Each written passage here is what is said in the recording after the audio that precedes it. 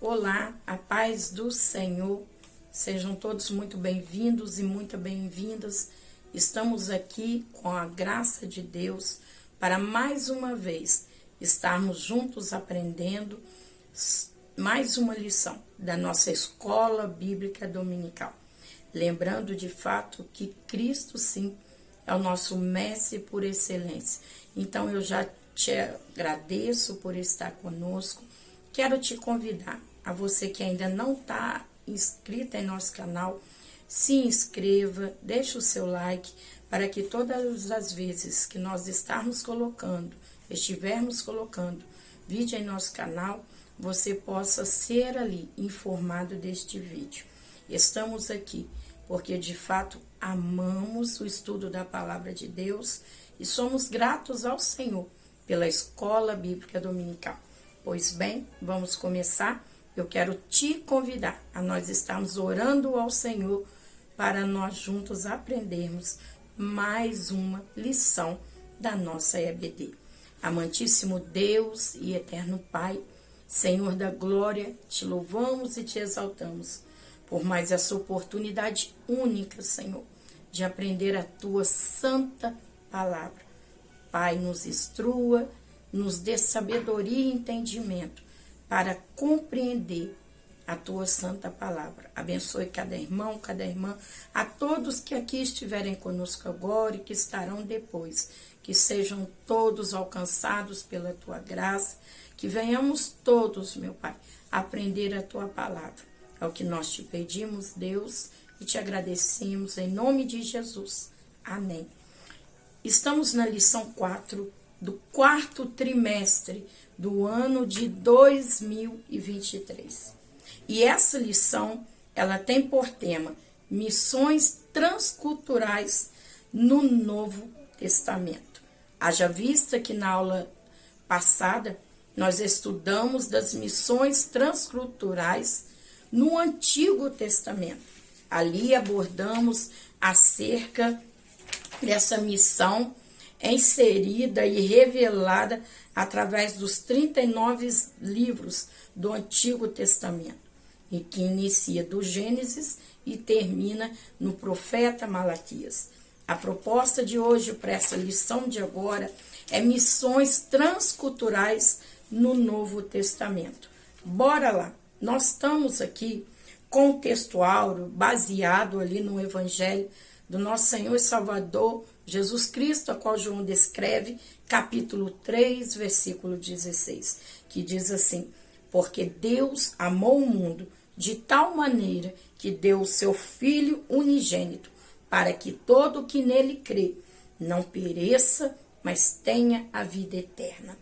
A nossa verdade prática está dizendo assim: a natureza missionária de Deus pode ser vista ao fazer do seu único filho um missionário e da igreja a sucessora dessa tão sublime tarefa.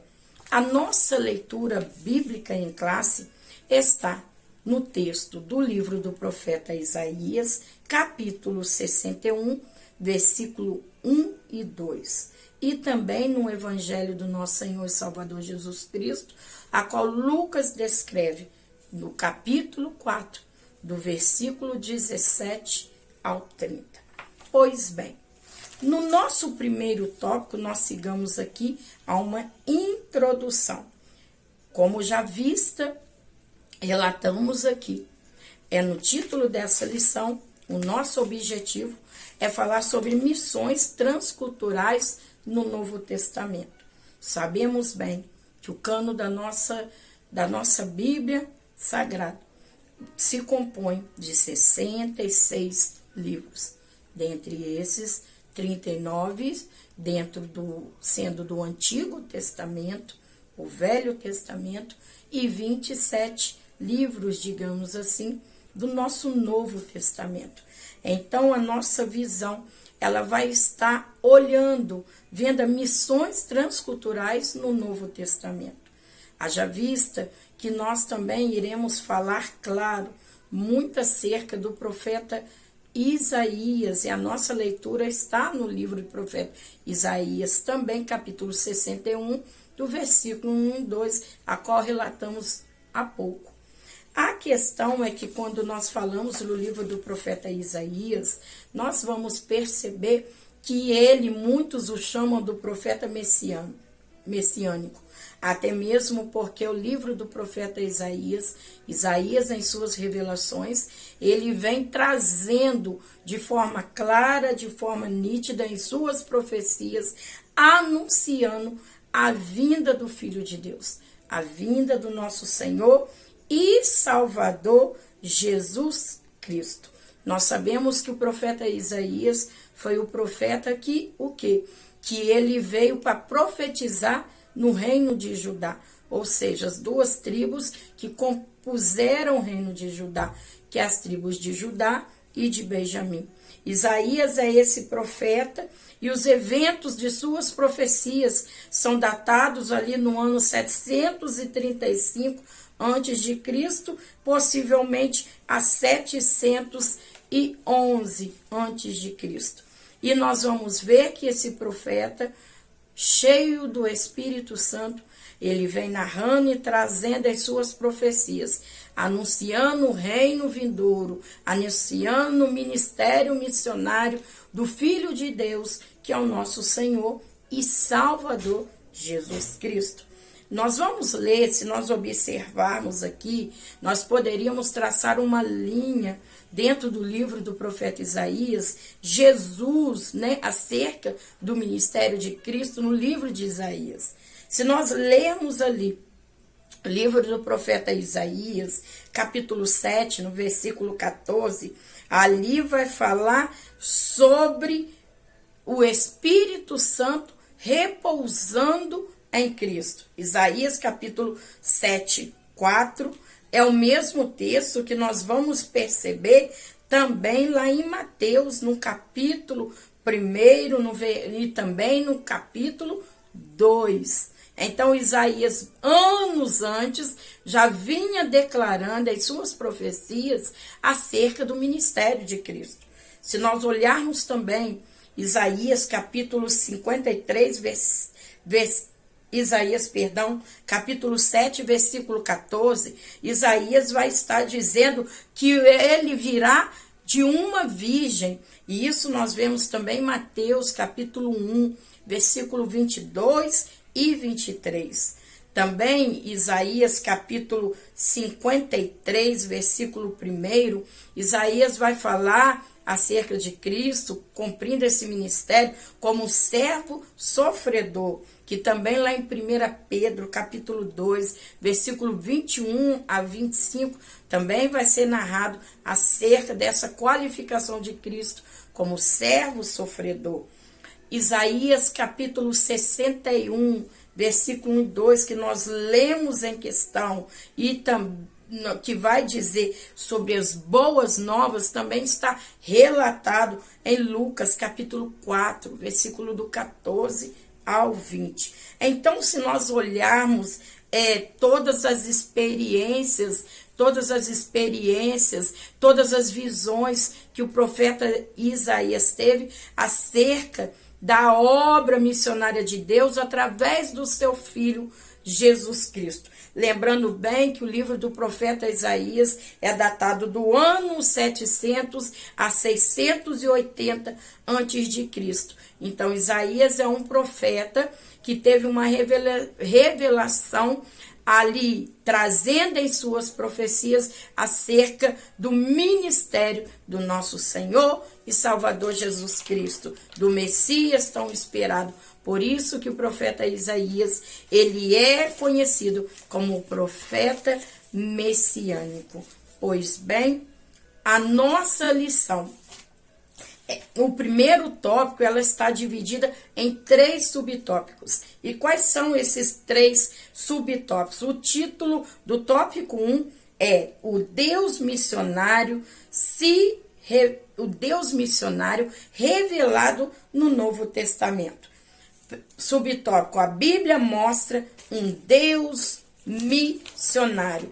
Subtópico 1, 2, uma perspectiva missionária do Novo Testamento. E subtópico 1.3, a igreja à luz dessa revelação. Então, nós vamos mostrar, a Bíblia mostra um Deus missionário. Todas as vezes que nós abrimos a palavra do Senhor, do Gênesis ao Apocalipse, Gênesis, o Bereshit, nosso primeiro livro composto do cânon das nossas escrituras sagradas, e Apocalipse, o último livro compondo com o cânon das escrituras sagradas, nós vamos perceber o nosso Deus, um Deus missionário. Nas lições anteriores tivemos ali falamos bastante acerca dessa missão, o Deus missionário que iniciou essa missão. Falamos da família de Abrão e hoje nós chegamos aqui até o Novo Testamento, lembrando que no Gênesis 3,15 já fora revelado, onde é se conhecido o proto-evangelho, o anúncio, o início, né, do anúncio do evangelho acerca da pessoa do Senhor Jesus Cristo. E agora estamos aqui, chegando no Novo Testamento e observando e vendo que as profecias relatadas lá atrás se fizeram, de fato, estão agora na pessoa de Jesus, ou seja, a semente da mulher, outrora verbalizada e profetizada e falado por Deus, que viria aquele da semente da mulher, que ali daria direção a essa missão, que esmagaria a cabeça de serpente. Nós estamos vendo o nosso Jesus, aquilo que foi dito lá atrás, no decorrer, várias profecias, no decorrer de toda a Bíblia, nós percebemos aqui o nosso Senhor Jesus, que veio cumprir essa missão. Então, nós vamos ver aqui, nesse subtópico 1.1, que a Bíblia mostra um Deus missionário. E nós vemos que Deus, o nosso Deus, em seu projeto, em sua missão inabalável, que ninguém tem o poder de mudar, Jó diz que nenhum dos planos do Senhor podem ser frustrados. Nós vamos ver agora Deus dando continuidade a essa missão através do teu Filho Jesus Cristo. Podemos aqui observar na missão do Senhor Jesus, nós vamos ver que quando ele começa o seu ministério, ele vai convidar 12 discípulos, homens que ali iriam estar um período com ele, para também aprender em si a exercer a missão que o Pai lhe confiou. Quando nós vamos ver, por muitas das vezes, quando o Senhor chamou os seus discípulos, ele dizia assim: venha após mim, pois farei de vocês pescadores de homens. Quando nós vamos ver essa qualificação de pescadores de homens, nós vamos observar que numa rede vem todo tipo de peixe. Então, pescadores de homens é que eles iam ser líderes de vários tipos de pessoas, não só em suas culturas, em suas etnias, mas também cada pessoa da sua maneira, do seu jeito. A proposta de Deus é que aqueles que o seguem, aqueles que vêm após ele, renunciando o seu eu, que eles se tornem pescadores de homens. Haja vista que o nosso Cristo, ele já nos deixa um legado daquilo que ele fez. Vamos ler lá na carta de Paulo aos Filipenses, capítulo 2, versículo 7. Carta de Paulo aos Filipenses, capítulo 2, versículo 7. Olha o que diz: mas a si mesmo se esvaziou do poder, tendo tornado a forma de escravo, tornando-se em semelhança de homens. Então, é isso que o nosso Cristo fez. O que ele fez? Se esvaziou do seu poder, se tornando em forma de escravo. Veio cumprir essa missão. E quando inicia o seu propósito da missão que o Pai lhe confiou, ele convida pessoas, homens, convida os seus discípulos e sempre dizendo: vinde após mim e eu vos transformarei em pescadores de homens. Então nós vamos vendo a missão do Pai sendo passado para o Filho e o Filho confiando a homens a criação, a continuidade desta tão grande missão. Quando nós lemos o texto aqui em Filipenses 2,7, desse esvaziamento do Senhor para se cumprir a missão que o Pai o delegou, nós vemos que a palavra grega é gnosis. O que quer dizer isso? Esvaziar-se de si mesmo para se fazer abertura a outro, para se encontrar no outro. E assim o nosso Jesus se fez. O Deus missionário incumbiu ao Filho para trazer essa missão à sua igreja e dar continuação no projeto único da salvação para todos aqueles que nele crê. O subtópico que nós temos em questão, o subtópico 1.2, uma perspectiva missionária no Novo Testamento.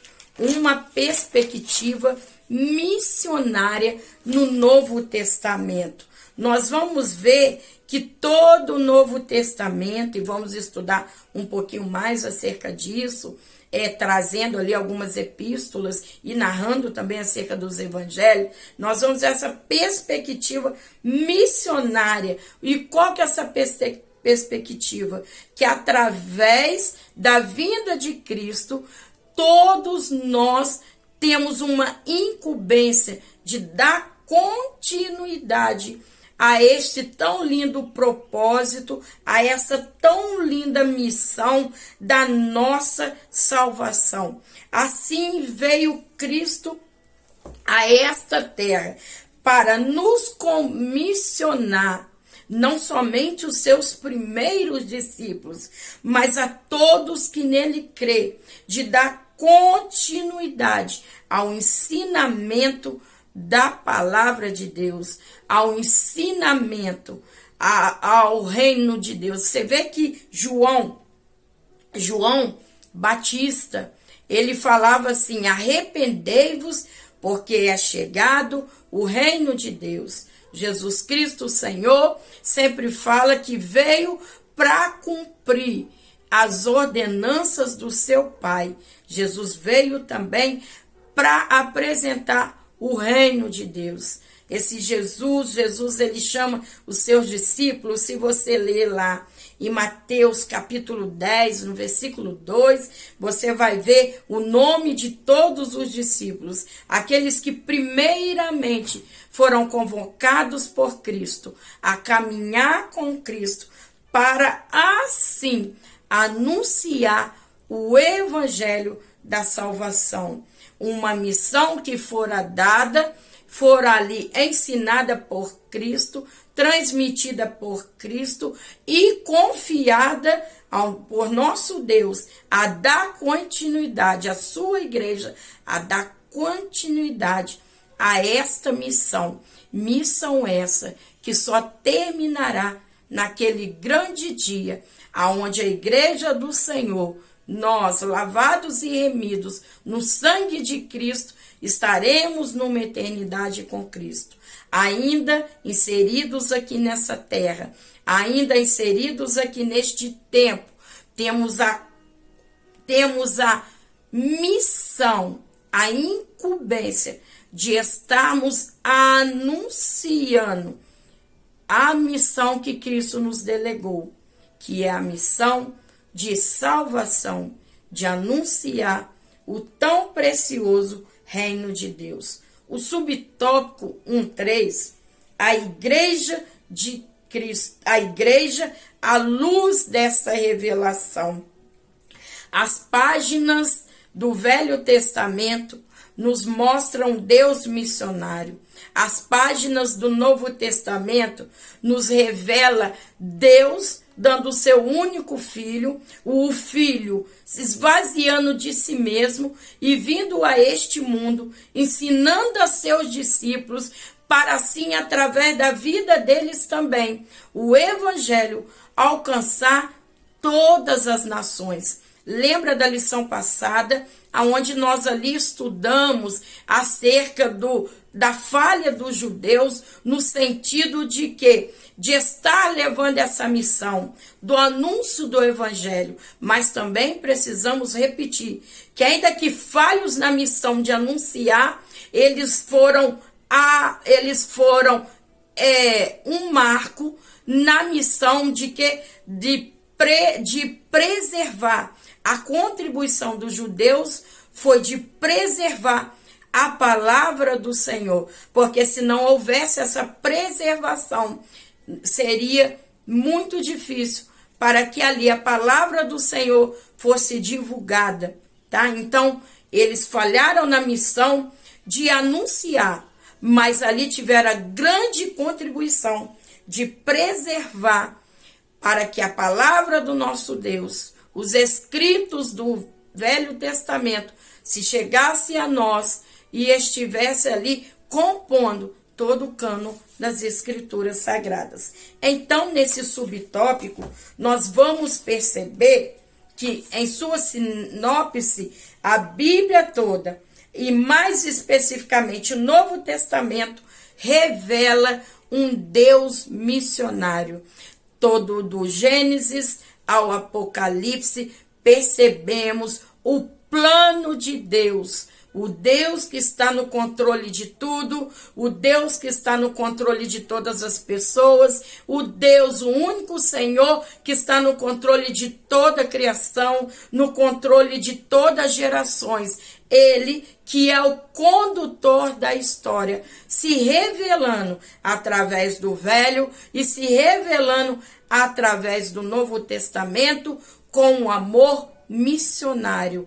E esta missão, a missão do amor do nosso Deus pela sua criação, por nós, tem alcançado vidas, tem alcançado reinos, tem alcançado nações, tem alcançado famílias, tem alcançado gerações. A igreja é a luz, a luz dessa revelação. O nosso comportamento como igreja é anunciar o reino de Deus a todas as criaturas. A tarefa que se iniciou em Deus, Deus enviou o seu Filho e o Filho que delegou essa missão para todos nós. Repito a fala, a todos que creram. A missão foi para todos, mas só conclui essa missão aqueles que crerem no nome santo do Senhor. Aqueles que aceitam o Senhor Jesus, que se assumem a responsabilidade de anunciar o reino de Deus. Por isso o Senhor fala em sua palavra: ide por todo mundo, pregai. A igreja avança apregoando a palavra de Deus. A igreja avança, a igreja não se recua em meio a essa missão, mas a igreja se posiciona para estar hábita, para estar renovada, para estar cheia do Espírito Santo, para anunciar esse projeto divino que veio do próprio Deus. É um projeto de Deus. Por isso que a gente não deve parar a missão, porque se demos a nossa vida para Cristo, é impossível aquele que entrega a vida a Cristo não venha fazer a missão que Cristo o confiou. Aquele que aceitou a Jesus também recebeu e entende que recebeu de Cristo esta tão linda missão de estar anunciando o reino de Deus. A igreja, à luz dessa revelação, a nossa responsabilidade é anunciar o reino de Deus, é anunciar o reino dos céus. E o seu título está: Missões nos Evangelhos e em Atos dos Apóstolos. Os subtópicos que trataremos em questão será nos Evangelhos, depois nos Atos dos Apóstolos, os missionários Filipe e Pedro, e depois nos Atos dos Apóstolos, os missionários Paulo e Barnabé. Nós falamos a palavra evangelhos. Nós sabemos que essa palavra, ela já fora usada muito antes por um homem chamado Homero. Essa palavra evangelho, evangelion, é uma palavra que ela veio do grego clássico. Então, essa palavra evangelion, ela quer dizer boa nova. Haja vista que quando usada bem antes por Homero, na questão, essa palavra ela simbolizava evangelho, que o mensageiro que estava trazendo, ele receberia uma recompensa. Quando nós olhamos lá nos primórdios dessa palavra, narrada também por Homero, nós vamos ver que quando falava evangelho, especificava que o mensageiro, ele receberia em si uma recompensa. Porém, que quando fora usado esta palavra evangelho, quando foi usada aqui nesse contexto bíblico, está dizendo que alguém está trazendo boas novas. A palavra evangelion quer dizer boas novas. São duas palavras gregas, el, que quer dizer bom, e angelos, que quer dizer mensagem, anúncio, boas notícias. Então, quando nós estamos falando de evangelho, nós estamos falando de boas notícias. Não são 4 evangelhos. O evangelho de Cristo é um só, mas nós vamos ver esse evangelho de Cristo anunciado aqui por esses 4 evangelistas. E nós vamos ver que nosso cano das Escrituras Sagradas, ele é dividido entre 4 evangelistas. O primeiro é Mateus. Mateus, ele escreve esse evangelho, ele escreve diretamente para os judeus, e a apresentação deste evangelho, o tema central é apresentar Jesus Cristo como Messias e Rei. Sabemos que os judeus esperavam ali um Messias, e Mateus, trazendo este evangelho, ele vai dizer que Jesus é o Messias esperado e é o Rei. Então, o segundo evangelho foi escrito por Marcos. Marcos, ele vai escrever aos crentes inseridos em Roma, e ele vai trazer em tema central, apresentando Jesus como o filho servo ou servo sofredor. O terceiro evangelho é o evangelho descrito por Lucas. Lucas, ele escreve esse evangelho para um homem chamado Teófilo.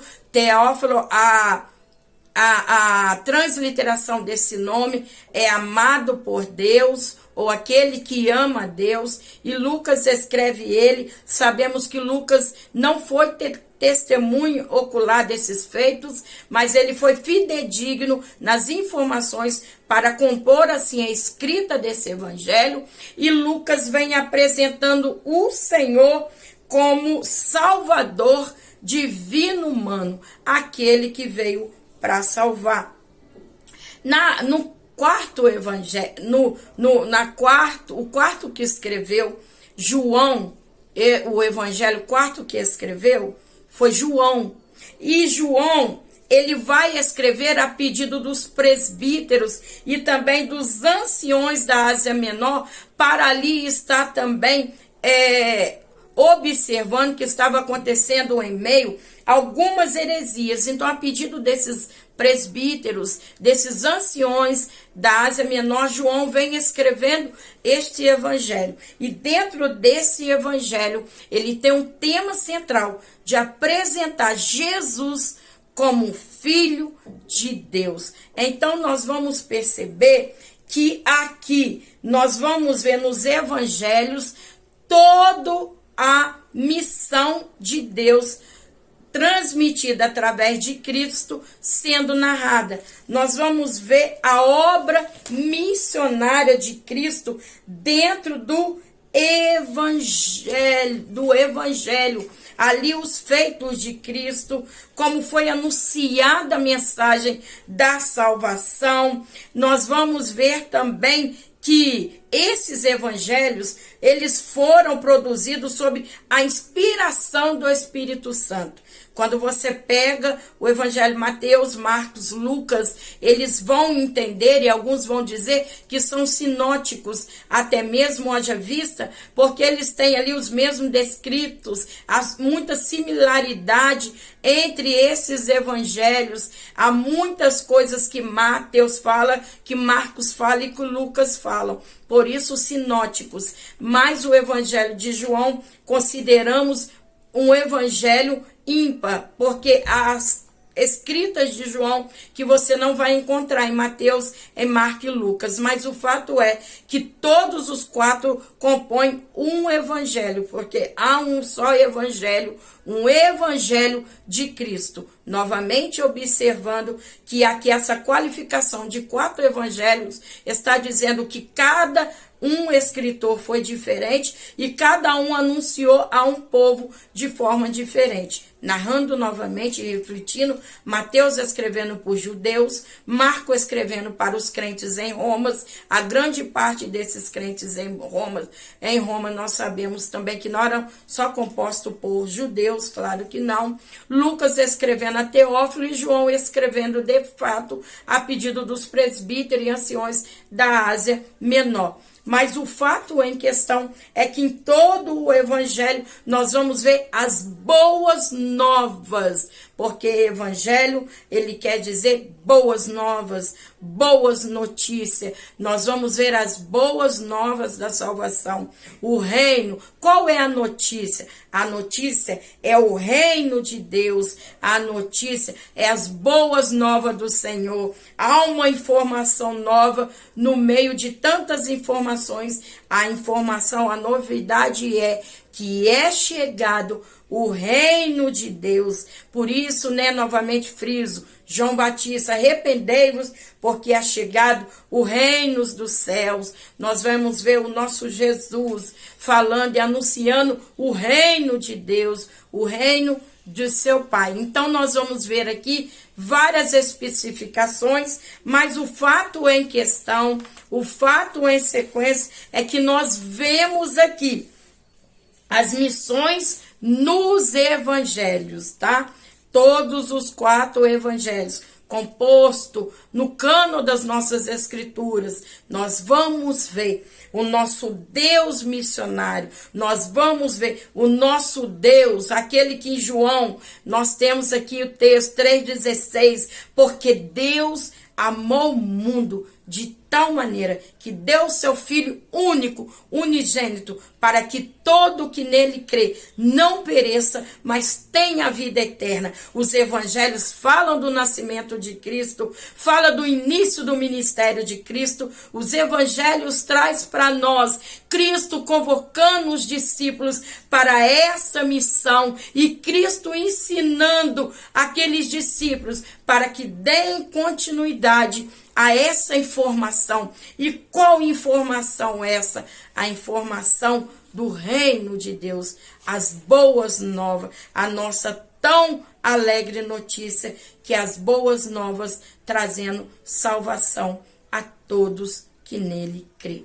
O subtópico 2 vai falar da missão, as missões no livro do Atos dos Apóstolos. E aqui em questão vai ser falado acerca de 2 homens de Deus. O primeiro é Filipe. A Bíblia vai nos dizer que Filipe é impulsionado pelo Espírito Santo de Deus. Ele vai correr até um homem que está numa carruagem. Este homem é um eunuco.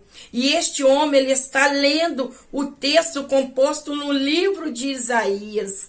Porque haja vista que ainda na questão não tínhamos o evangelho impresso. Eram informações que eram passadas, mas ainda não tinha-se ele impresso. Então Filipe, ele vai esclarecer para este homem, o eunuco, e vai trazer as boas novas. O impacto aos ouvidos desse eunuco é tão grande que ele deseja, naquele mesmo momento, ele aceita Cristo e é batizado por Cristo. Esse é o poder sobrenatural dessas boas notícias, da palavra de Deus, do Evangelho. Nós vamos ver que Filipe é levado a Gaza, aonde ele encontra com este eunuco. E ali, depois que ele batiza esse eunuco, primeiro ele ensina a palavra, porque todo bom missionário, ele compreende a palavra de Deus. Não tem como fazer missão se você não conhece a missão, aquele que te convocou para a missão. E como você vai conhecer Deus?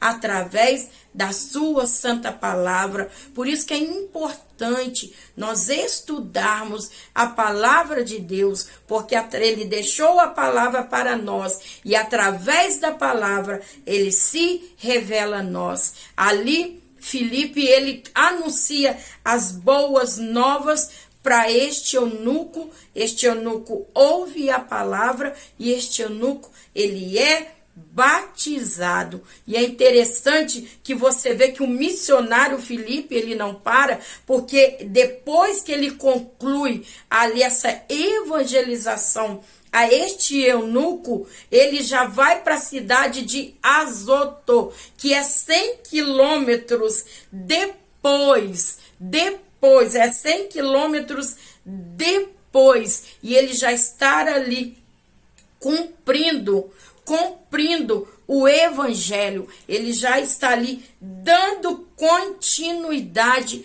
a este evangelho. De Gaza para Azoto são 50 quilômetros. De Azoto para Cesareia, que depois de Azoto Filipe vai para Cesareia, são 100 quilômetros. Se você ler lá em Atos dos Apóstolos, capítulo 21, versículo 8, praticamente quase 20 anos após, você vai ver Atos dos Apóstolos, capítulo 21, versículo 8, falando que Filipe está ali em Cesareia. Então nós vamos ver ali a missão missionária em Atos dos Apóstolos, através da vida deste homem de Deus, Filipe, que impulsionado e ali totalmente direcionado pelo Espírito Santo, por onde Filipe ia, ele ia cumprindo a missão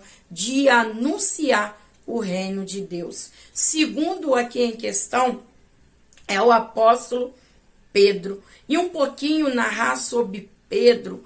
Todos nós sabemos, né, como foi o início de Pedro. Mas uma coisa em questão que a revista vai narrar é sobre ali também o capítulo 10 de Atos dos Apóstolos, né? Nós vamos ver, é interessante que Pedro, gente, por isso que fala, enquanto a gente faz a missão, Deus trabalha de duas formas. Perceba isso.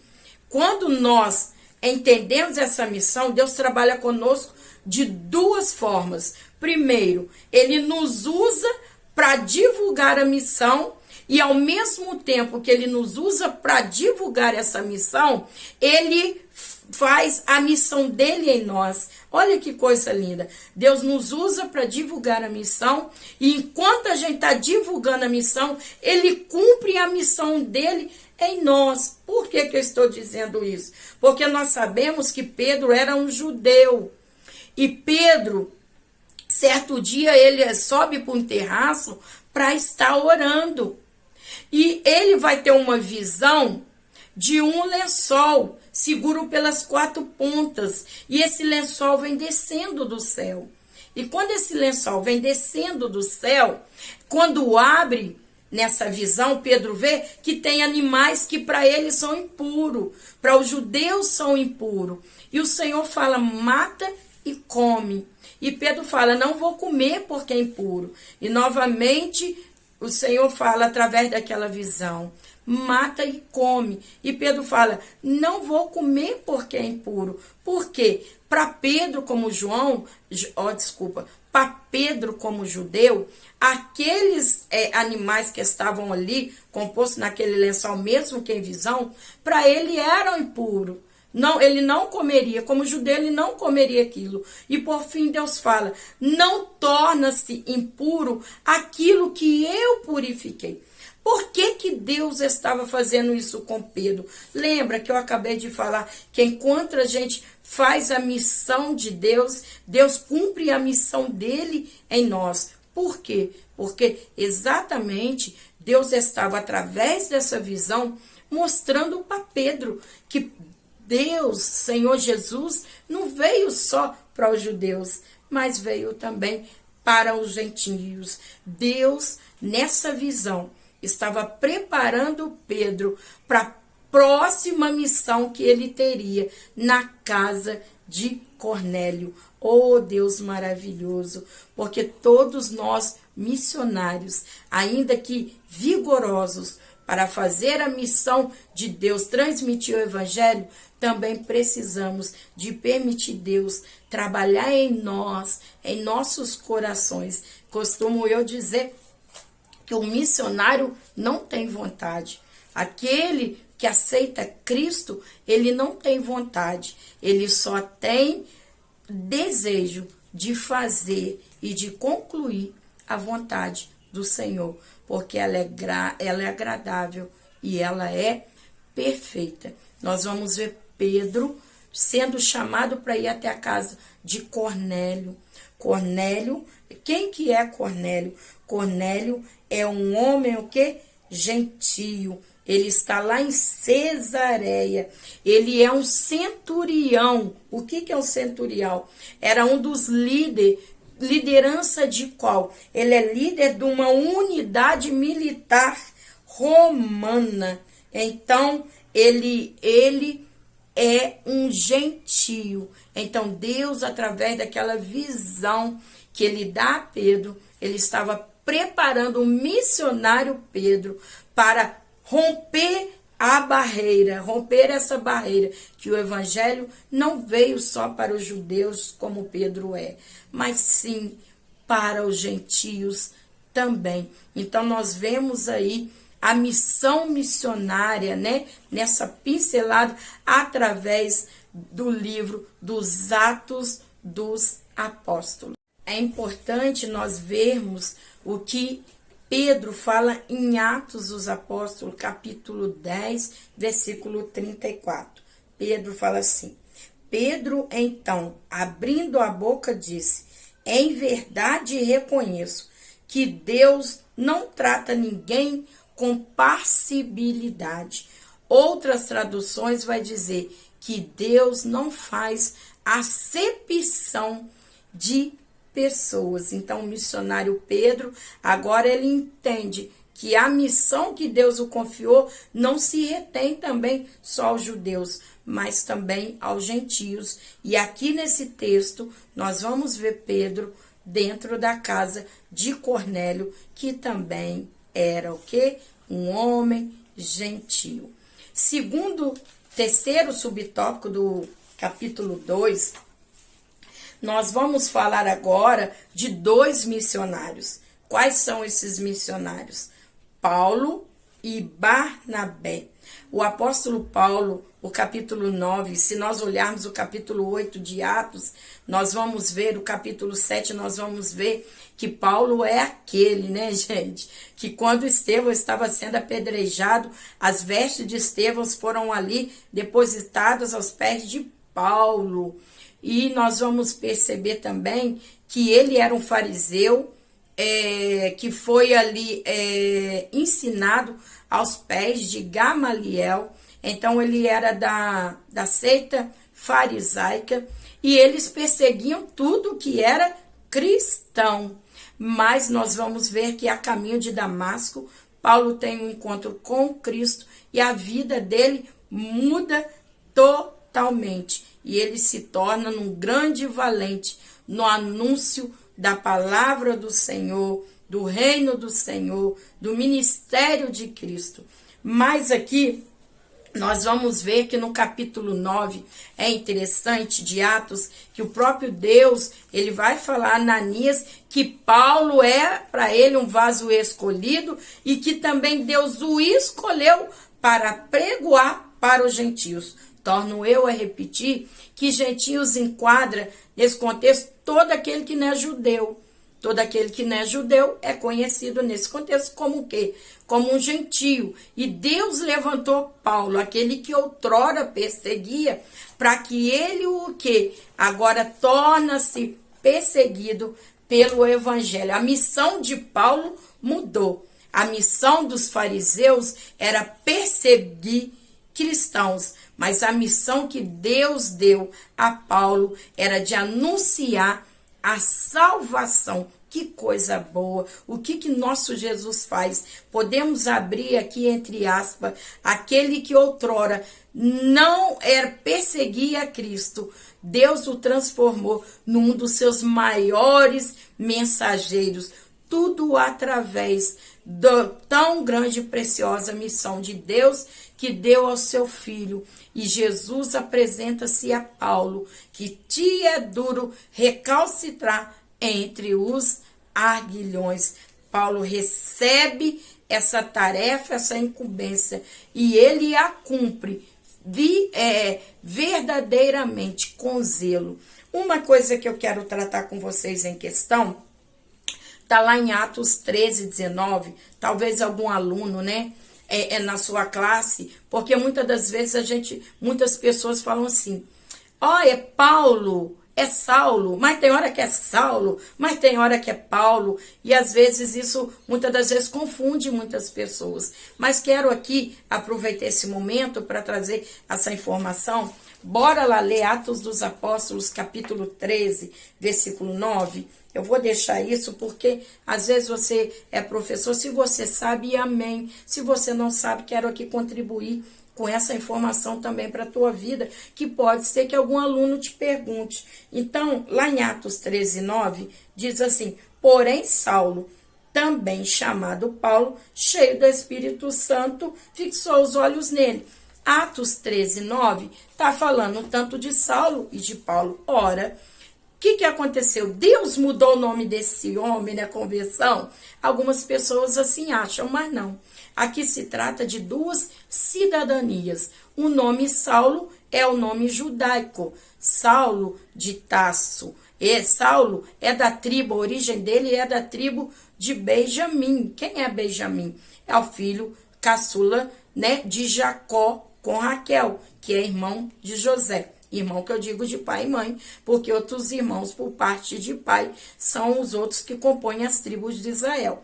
Mas por que é importante a gente salientar isso para nossos alunos? Porque tem muitos alunos que não sabem. E também eu creio que aqui neste canal todos são convidados a estar tendo essa lição, porque estamos aqui ensinando a palavra de Deus. E nós estamos aqui para ensinar para todos, até mesmo para você que ainda não professou a Cristo. Estamos aqui ensinando a palavra, porque através da palavra, a palavra, o verbo vivo é Cristo, e você tem um encontro com o Senhor. Por isso que Deus nos deixou a sua palavra. Enfim, então, o que eu quero dizer com isso? Saulo é a sua cidadania judaica.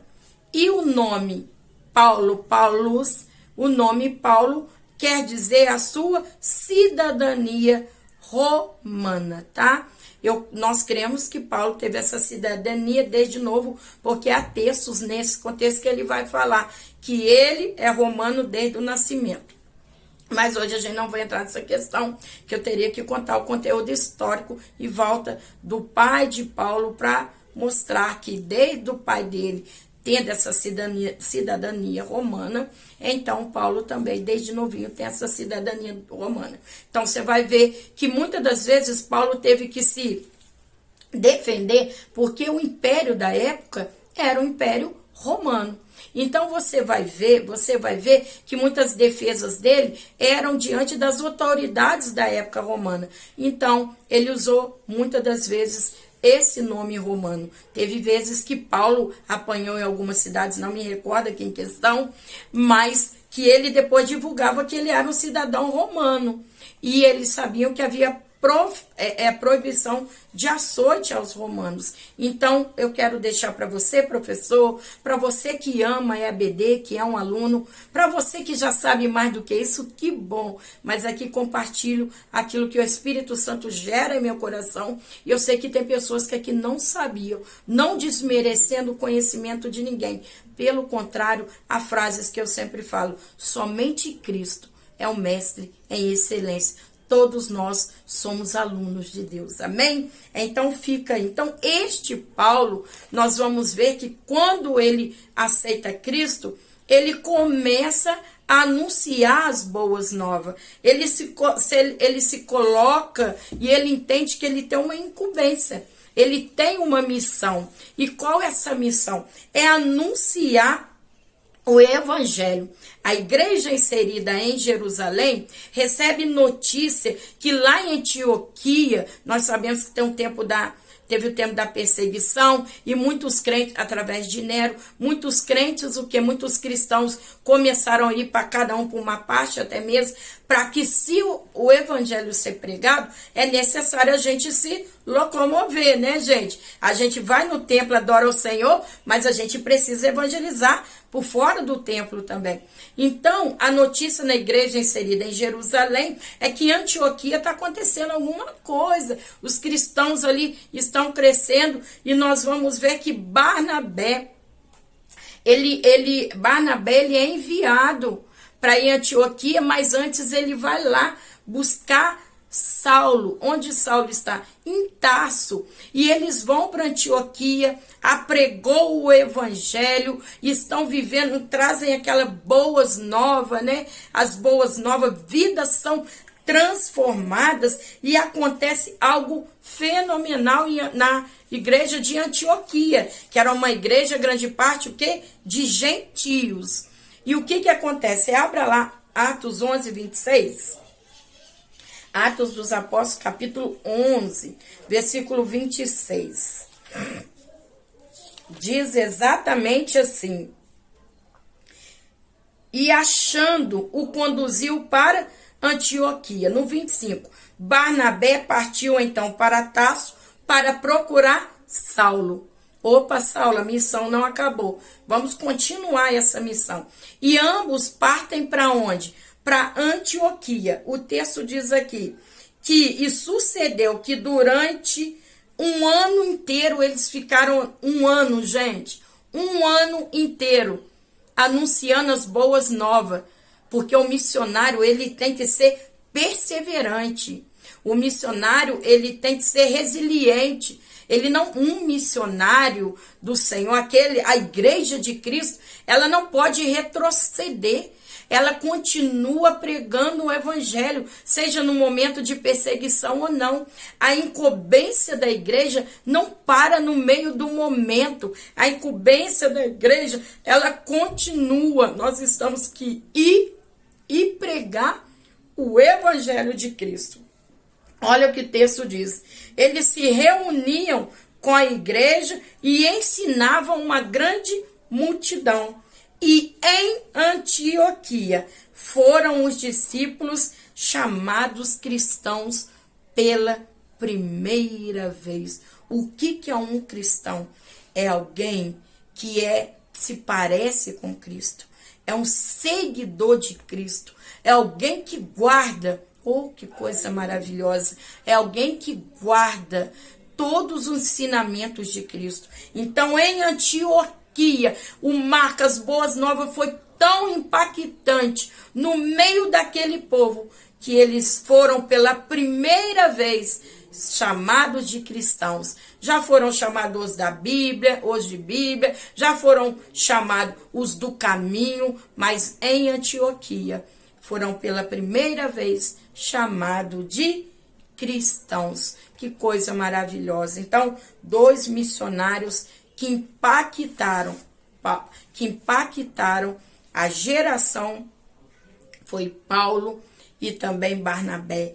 Paulo não deixou nada mais, e nós vamos falar há pouco, do que 13 epístolas escritas.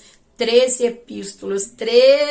epístolas com autoria paulinas compõem ali os 27 livros do Novo Testamento. 13 tem autoria paulina, tem autoria de Paulo. As boas novas, o evangelho, quem anuncia o evangelho com vigor, com fidelidade, ele traz grande contribuição, não só para a sua geração, mas para gerações vindouras. Amém? Então agora nós vamos aqui ir para o subtópico, para o tópico 3, em seus subtópicos.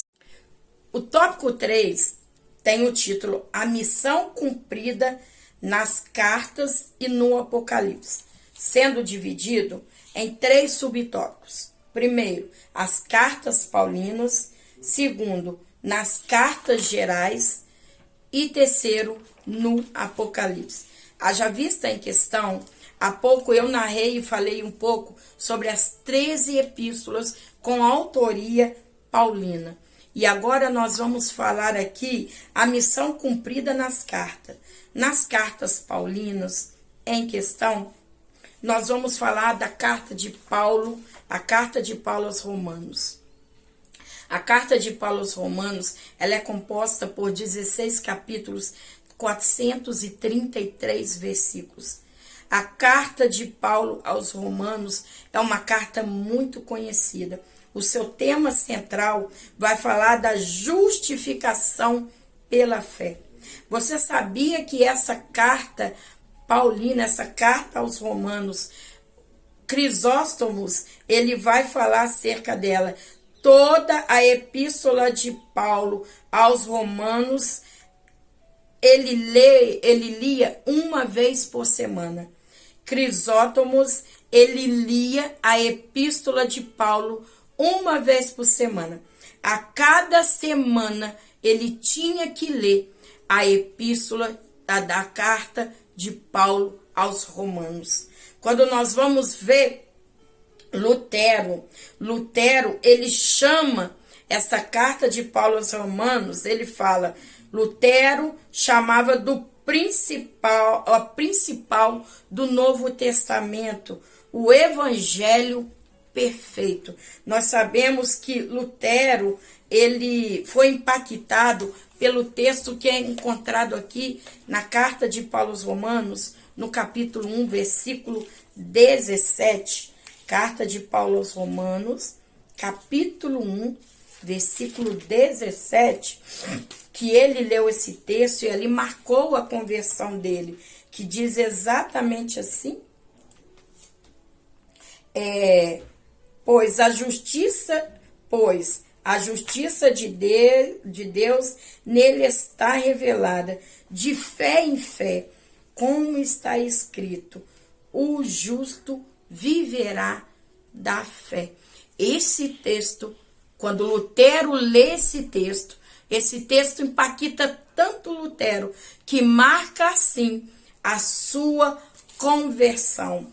Outro também que fala um pouco dessa carta de Paulo aos Romanos é Agostinho de Hipona, que foi ali entre o ano 354 e 430, ele fala que um grande marco na vida dele, sabia que mesmo ele sendo um bispo ali da igreja, ele tinha uma vida totalmente desregrada, mas quando ele lê a carta de Paulo aos Romanos, no capítulo 13, no versículo 13 também, 14, aquilo muda a vida daquele homem. Vamos abrir lá? Romanos capítulo 13, versículo 13 e 14. Vamos ver o que foi lido por Agostinho de Hipona. Andemos honestamente como em pleno dia, não em glutomarias e em bebedices, não em práticas sexuais ilícitas, nem em libertinagens, não em brigas, nem em inveja, mas revestivos do Senhor Jesus Cristo, e não alimenteis as concupiscências da carne.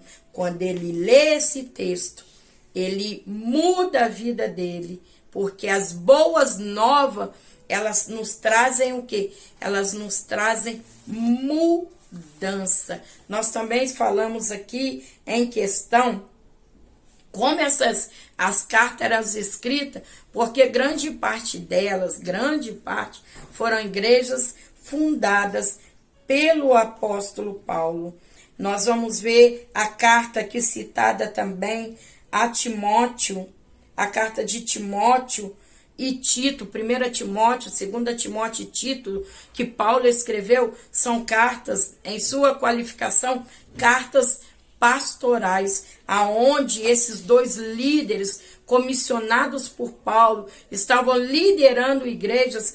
Paulo traz ali em seu evangelho, e é interessante, na carta de 2 Timóteo, Paulo ali já se despedindo, que estava perto do seu martírio, ele fala: combati o bom combate, encerrei a carreira, guardei a fé. Então nós vamos ver a missão cumprida. Paulo cumpriu a sua missão e escreveu, né, se permitiu ser usado tão grandemente por Deus, que através dos escritos que ele teve ali, inspirado pelo Espírito Santo, vem levantando vidas, vem levantando pessoas a aceitarem ao reino de Deus, ao nosso Senhor Jesus Cristo. Deixa eu falar uma coisa para você.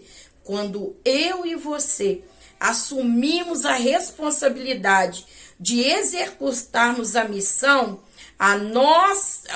quando a gente cumpre a nossa missão, a gente deixa um legado de missão para aqueles que, por algum motivo, vivem do nosso lado, para aqueles que entraram em nosso caminho, por onde nós passamos. Precisamos concluir essa tão grande missão, essa incumbência, e quem sabe no fim dos nossos dias aqui na terra, se assim a trombeta não tocar agora, se nós descansarmos no Senhor, se essa carne, esse tabernáculo terreno vir ao pó, nós podemos dizer que nos momentos do nosso último suspiro, nós podemos ter a consciência de dizer, que nós encerramos a carreira, fazendo tudo o que nos foi proposto pelo próprio Deus. Porque triste deve ser alguém chegar num tempo de vida e perceber que está sendo falho a missão que Deus o confiou.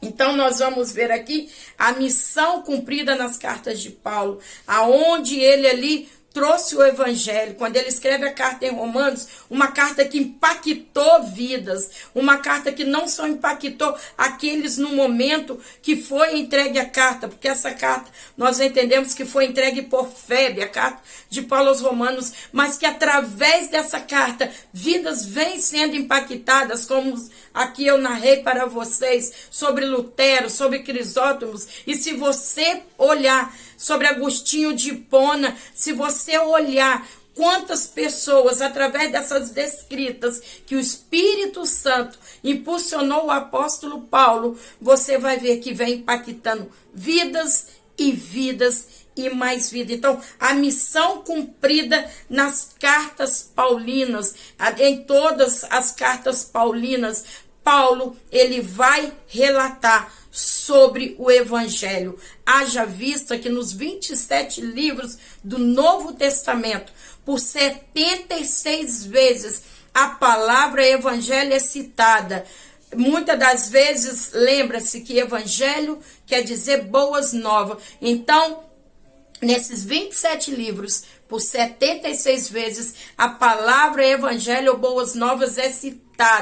Mas, se você observar dentro dos descritos de Paulo, nessas 76 vezes escrito o Evangelho Boas Novas, dentro do Novo Testamento, 60 vezes está inserida esta palavra nos descritos de Paulo, aquele que impulsionou e nos impulsiona a uma missão. E não basta nós sermos impulsionados para fazer a missão, nós precisamos ir até o fim, rompendo em fé com essa missão que Deus nos confiou. Amém?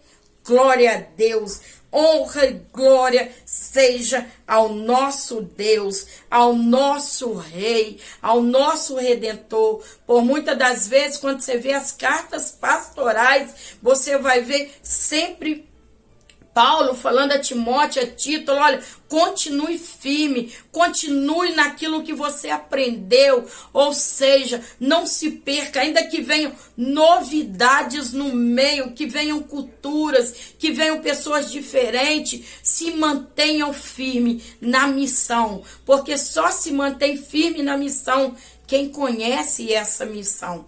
Então você vai ver Paulo, as cartas paulinas, né? Paulo, através das suas descritas, impulsionando, ensinando e anunciando o Evangelho, ou seja, cumprindo a sua missão. Agora, nesse subtópico 3:2, nas cartas gerais, vamos falar um pouco a carta aos Hebreus. A carta aos Hebreus não tem autoria paulina. A carta aos Hebreus há algumas suposições em sua autoria, mas a carta aos Hebreus nós vamos entender que ela é uma carta da sua autoria anônima. Haja vista que a mão que escreveu a gente não sabe, mas nós sabemos que o autor é o Espírito Santo de Deus. E é interessante que a carta aos Hebreus, deixe-me pegar aqui, nós passarmos por outra fase, ela é da categoria das cartas gerais. E quando nós lemos a carta aos Hebreus, que é uma carta de 13 capítulos, 303 versículos, nós vamos perceber que ele vai falar muito sobre a antiga aliança. Porque a carta aos Hebreus, ela vai falar da nova aliança. O que é essa antiga aliança? Nós sabemos ali que no Velho Testamento, que o sumo sacerdote, uma vez ao ano, ele entrava para fazer expiação. Somente uma vez ao ano, ele entrava ali no Santo dos Santos. Lembra que a gente falou do tabernáculo? Porta, o átrio do lado de fora, altar do holocausto, pia de bronze. Depois, lugar santo, o lugar santo, o santo dos santos, o lugar... o segunda especificação de tabernáculo, que ali compõe, o que tem ali? 3 mobílias, digamos assim, tem a menorá, que é o candeeiro, o candelabro, tem a mesa dos pães, né? Tem a mesa dos pães e também tem o altar do incenso. Depois do altar do incenso, nós temos a cortina, o véu, porque passando aquele véu, tinha ali inserida a Arca da Aliança. E somente o sumo sacerdote poderia entrar ali uma vez ao ano para sacrificar. Primeiro o sacerdote se purificava para depois fazer o sacrifício pelo povo. Então todo ano se fazia esse rito, de ano em ano tinha que se fazer esse rito, e ele ali aspergia o sangue e toda aquela questão, mas era uma vez ao ano, uma vez ao ano. Só que agora o sangue de Cristo, o ato na cruz do Calvário, o sangue de Cristo que nos purifica de todo o pecado, e uma vez derramado ali no ato na cruz do Calvário, é o sangue, é a nova aliança, o sangue do pacto eterno. Uma vez, não precisa de Cristo morrer todos os anos, foi uma vez só. Esse ato de Cristo na cruz do Calvário nos dá a legalidade, aqueles que crerem, aqueles que renunciam ao seu eu, de sermos salvos em Cristo e sermos filho de Deus. Aquela barreira que nos separava, aquela separação desde o Gênesis 3, ela foi ali lançada por terra no ato da cruz do Calvário. O véu do templo se rasgou e nós podemos nos achegar. A carta aos Hebreus fala: chegai, pois, com segurança ao trono da graça. Não podíamos pelos nossos pecados, estávamos mortos em nossos pecados, mas como diz João, capítulo 1, versículo 7 e 9, mas o sangue de Cristo nos purifica de todo o pecado. Então nós vamos ver a carta, essa carta aos Hebreus, ela nos está nos mostrando, que é uma das cartas gerais, ela está ali nos mostrando, né, sobre a antiga aliança e nos despertando para a nova aliança, a aliança melhor, porque é uma aliança única, o sangue de Cristo,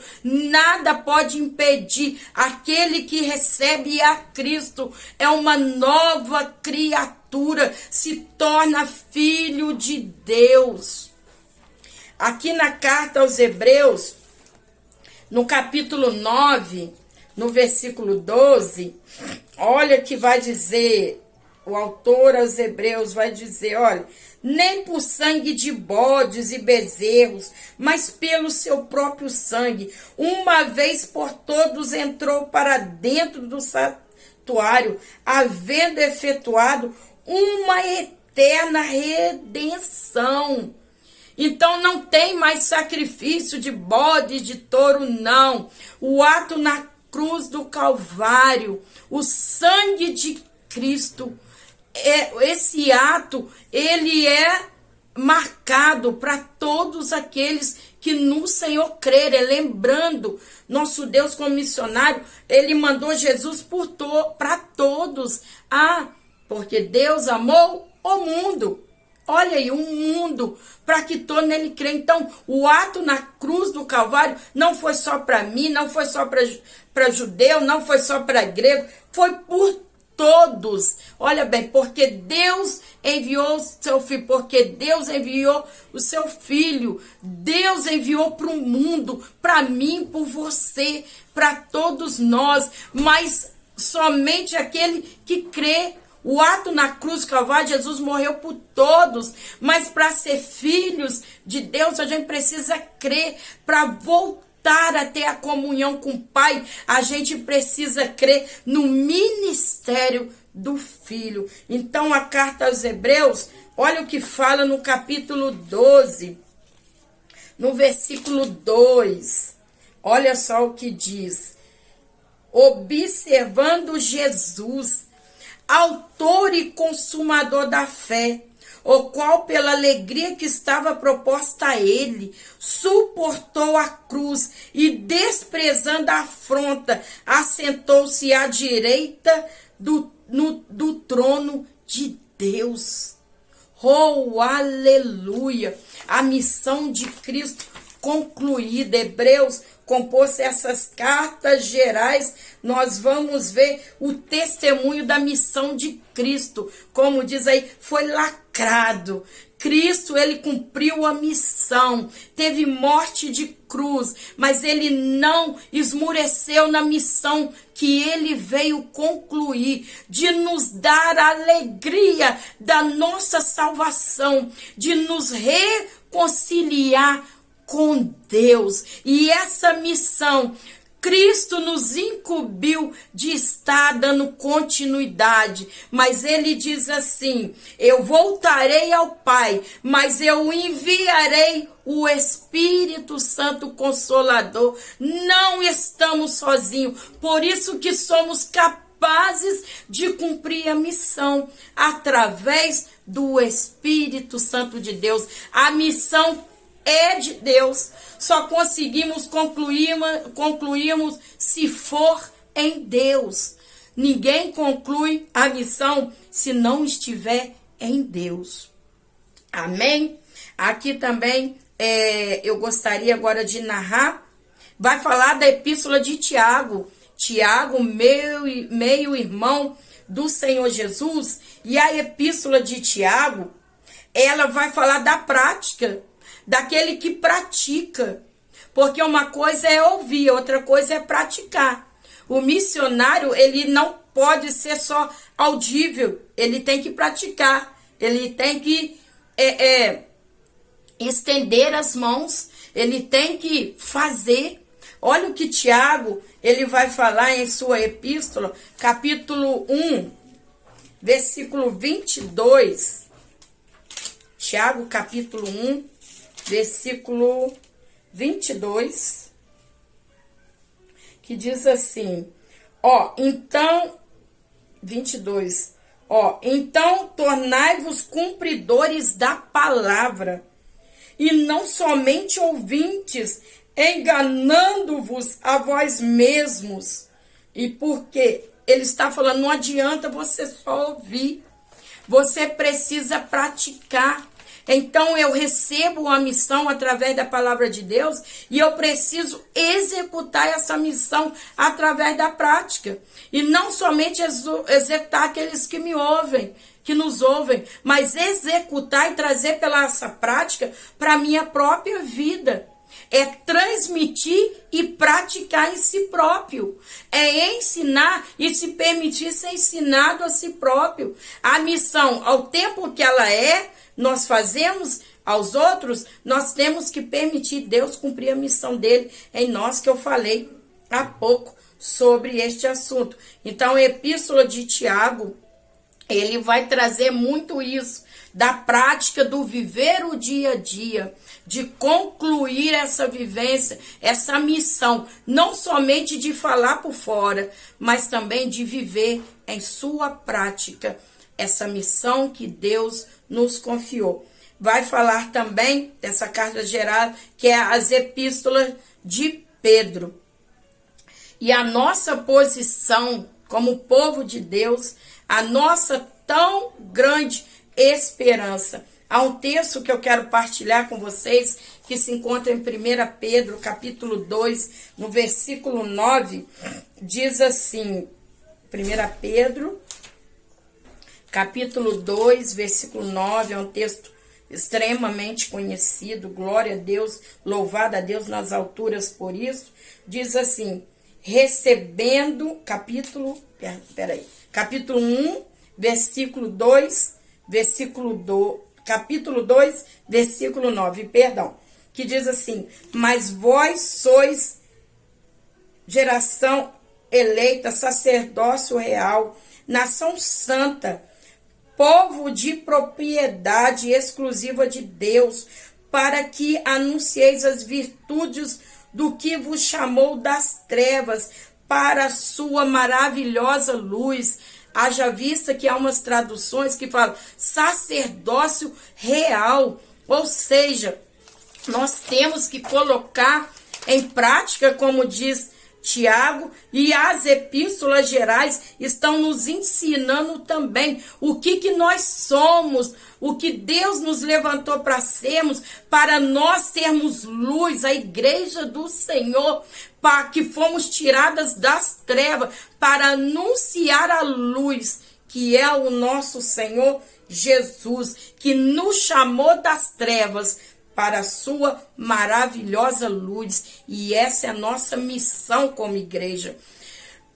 Haja vista que nós estamos vendo até pelas redes sociais, nos dias de hoje, e muitas pessoas ali, porque muitos não podemos deixar de falar, tem tido testemunhos que ali o mundo está chocado, mas como pode? Um dia está pregando, no outro está adulterando, no dia está louvando, no outro está se corrompendo com as coisas do mundo. Mas nós precisamos discernir que o próprio Jesus fala que o joio e o trigo, eles crescem juntos. Então, como o mundo não tem o discernimento do que é joio, do que é trigo, eles colocam tudo no mesmo patamar.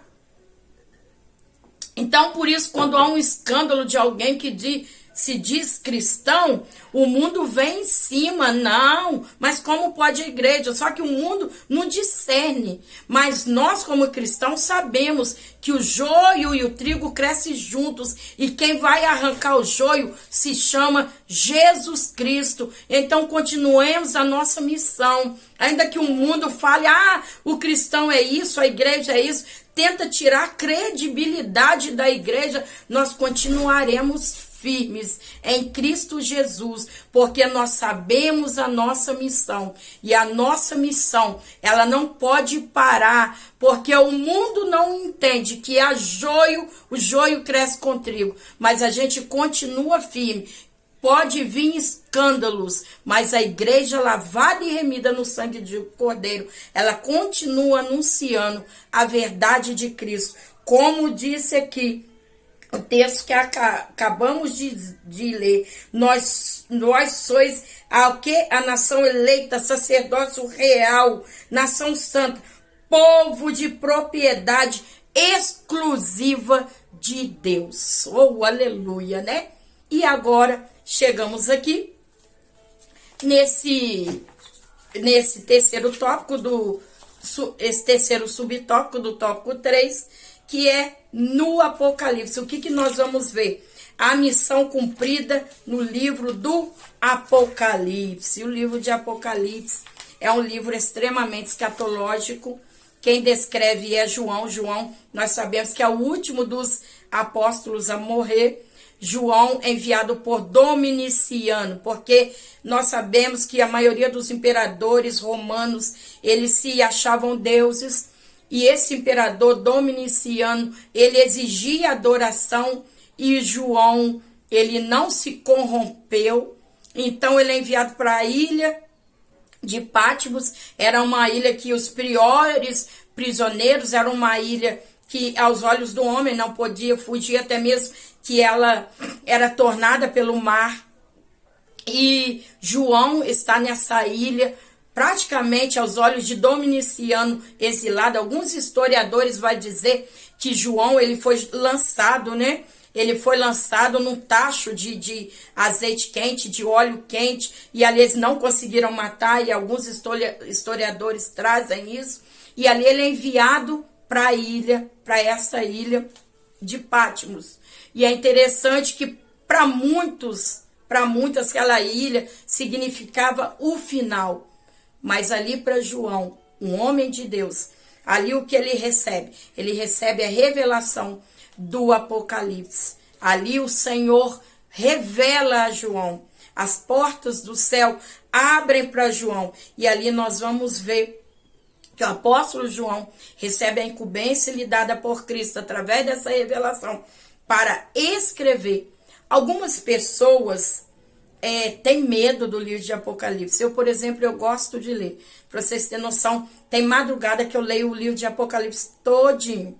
Eu gosto de ler. A gente precisa compreender as coisas vindouras. Precisamos perceber isso. A igreja está muito retida nas coisas dessa terra e muitos não desconhecem o que Deus transmitiu a João para escrever no livro de Apocalipse. Precisamos perceber isso, principalmente nos tempos que estamos vivenciando.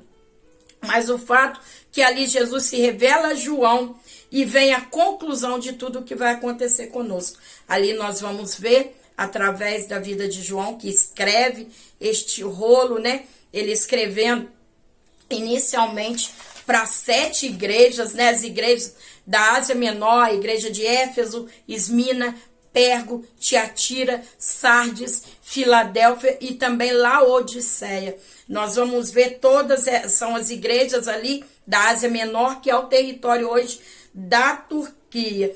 Então nós vamos ver que as igrejas, elas tinham a missão, a incumbência de divulgar o evangelho, mas também as igrejas ali em sua questão, o Senhor, ele ali chama a atenção, mostra alguns erros daquela igreja. E a última igreja, a sétima em questão, é a igreja de Laodiceia, aonde a gente vê que é uma igreja que está muito afastada ali das questões, né, do que o Senhor comissionou aquela igreja, mas que ainda haveria chance. O Senhor disse para essa igreja que é uma igreja que está morna.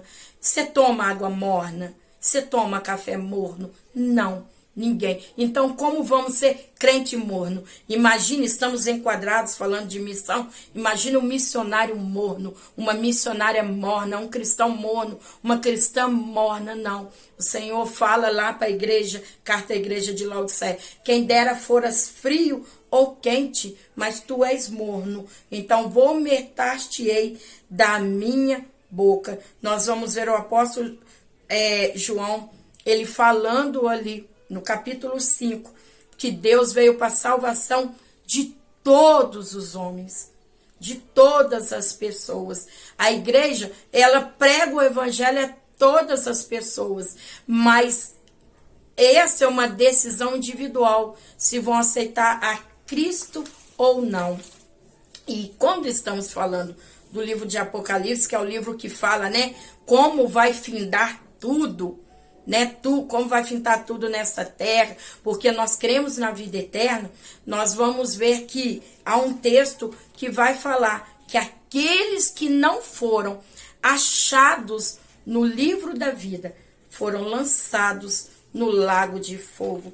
Então a igreja, ela segue firme, anunciando o evangelho, mas também eu quero dizer para você que de repente está aí, que não aceitou Jesus, que não entregou sua vida para Cristo, fica aqui um convite. A missão da igreja é anunciar o reino de Deus.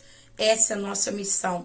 Nós vemos toda a missão missionária dentro dos livros do Novo Testamento também, que tratamos hoje em questão, de Mateus a Apocalipse. Nós estamos vendo toda a obra missionária de Deus, porque Deus tem um único objetivo, de estarmos juntos com Ele na eternidade. Jesus disse que Ele subiria e nos prepararia lugar, para onde que Ele estivesse, estejais-vos vós também. O desejo do nosso Deus é que ninguém se perca, mas que todos nós tenhamos aquele dia a grandeza de termos uma eternidade com o Senhor. A conclusão, o Novo Testamento mostra claramente a forma pela qual Deus planejou a redenção da humanidade caída por meio da sublime tarefa missionária. Para esse fim, ele enviou seu único filho, que com preço de sangue pagou o pecado dos homens de todas as tribos, línguas, povos e nações,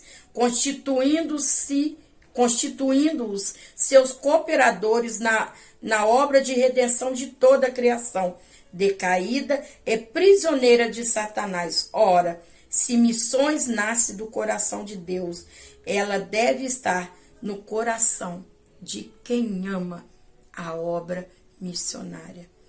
Todo missionário, todos nós somos convocados por Deus. E quando a gente entende isso, nós amamos anunciar o reino de Deus, até assim Jesus voltar. Vamos fazer uma oração? Senhor, te louvamos por essa aula. Te agradecemos por esse momento. Pai, que a tua palavra possa entrar em cada coração. Abençoe os teus filhos, tuas filhas que irão ministrar a aula. Abençoe os teus alunos, que haja um comprometimento com a tua santa palavra. Que vidas sejam renovadas, Pai, eu te peço que na escola bíblica dominical, Senhor, que haja batismo com teu Espírito Santo, que haja alianças renovadas e que teu nome, meu Pai, seja sempre glorificado. Senhor, é o que nós te pedimos e te agradecemos em nome de Jesus. Por hoje fica aqui a nossa aula. Espero ter contribuído com vocês. Mas lembrando, somente Cristo é o mestre por excelência. Somos alunos desse Deus que é perfeito. Que Deus te abençoe. Até a próxima aula. Se inscreva no canal. Deixe o seu like. Nos ajuda a anunciar para mais vidas acerca do reino de Deus. Que Deus te abençoe. A paz do Senhor Jesus.